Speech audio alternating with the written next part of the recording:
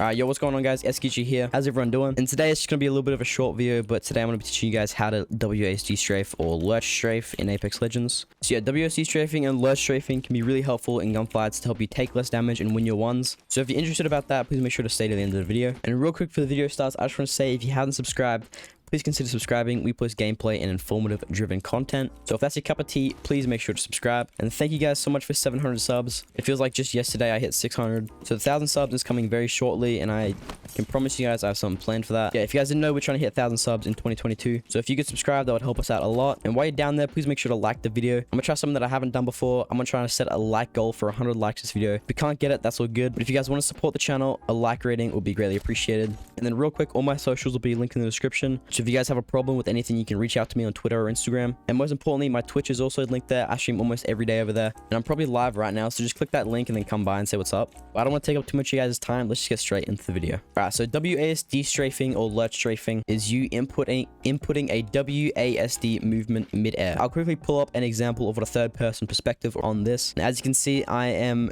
WASD strafing in midair, and I'm completely changing my momentum left to right, forward, backwards, and it's really hard to hit, as you can imagine. So you can start to understand how this can be helpful in winning your 1v1s and team fights, just taking less damage and putting yourself into a position that is hard to hit. So now that we know what WASD strafing and lurch strafing looks like, I think it's good if we understand how it actually works in Apex and why it's possible we can do these movements. So the source engine in Apex is actually really cool. Every time you input a directional input, whether that be WAS or D, mid-air, it actually sends you in a slight lurch towards that direction. So if I'm mid-air and press a W, I'll go forwards, and the same with A, S, or D. So as a player, you can abuse all these inputs and directional keys, and you can strafe really well in mid-air, and it's really hard for the enemy to hit you. Now I've shown you a brief summary of how it works. I'm going to show you guys what you came for, and that is how to actually perform it and utilize it in your games.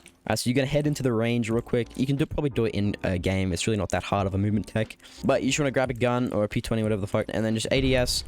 And so this is your normal strafing left and right. You can add some crouches to this, and that's pretty hard to hit, but like as an experienced player, you can still definitely like track it. So that's where WASD strafing comes into play. It's a new way of strafing that not many people expect. So you're going to jump, and then half a second after you jump, you're going to input a WASD input. So jump WASD, jump ASD W, jump ASD W. So I'm doing it in a counterclockwise direction right now, and you can already start to see how this can be like effective if I just chain them together. Now this is the easiest one to chain together, and you can do it in a counterclockwise or clockwise direction like I'm doing now. You can like mix it up. I find that the counterclockwise is easier to perform, but you can chain them together and really confuse your enemies. Now I'll show up the thing you saw at the beginning of the video. That is normal ASD strafing. But there is a one that's a little bit harder, but it makes it harder for you to hit, and that's incorporating a tap strafe. So you're going to do the same thing. You're going to hold out a gun, ADS. You actually don't have to ADS, but ADSing just makes it like a little bit easier. So you're going to ADS, and most of the time when you're strafing, you're going to be ADSing anyway. So just practice ADSing and then practice without it. Just practice both. But yeah, you're going to ADS, perform a normal WASD strafe, but at the very end, you're going to add a tap strafe. And you see how I'm kind of like lurching like more forwards. Now this will be harder to hit. And I'll slow it down just so you guys can wrap your head around the timing and inputs that you need to be inputting to perform this.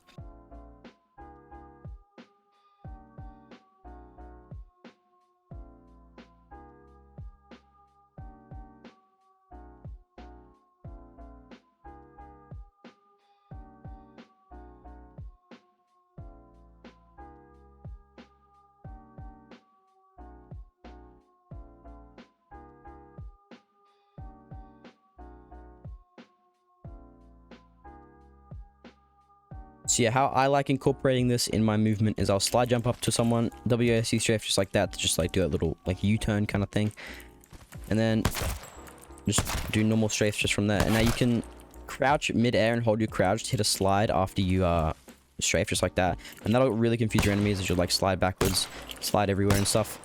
Just get creative with it. Just implement WASD strafing into your playstyle and just try to work out how you can incorporate it with different movement techniques. But yeah, it's very useful to help you win your 1v1s especially. So I highly recommend everyone giving it a go. And yeah, I'll pull up the clip that you saw at the beginning of the video. This is me normal WASD strafing. As you can see, it's not too crazy, but it still definitely looks a little wacky, a little weird. And then this is me WASD strafing with tap strafing. It's a little bit different, and you can see how you can get that edge over your enemy.